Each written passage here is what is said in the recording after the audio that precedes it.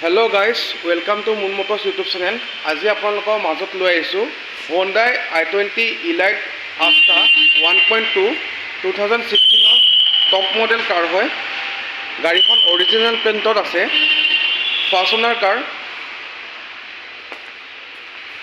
Top model কাৰ। So আপোনাৰ alloy পাই যাব কোম্পানী ফিটেড। টায়াৰ গ্ৰিপ আপোনাৰ 80 to 90% আছে। এডজাস্টেবল মিৰৰ পাব। 1.2 পেট্ৰল ভেৰিয়েন্ট হয় কাৰখন।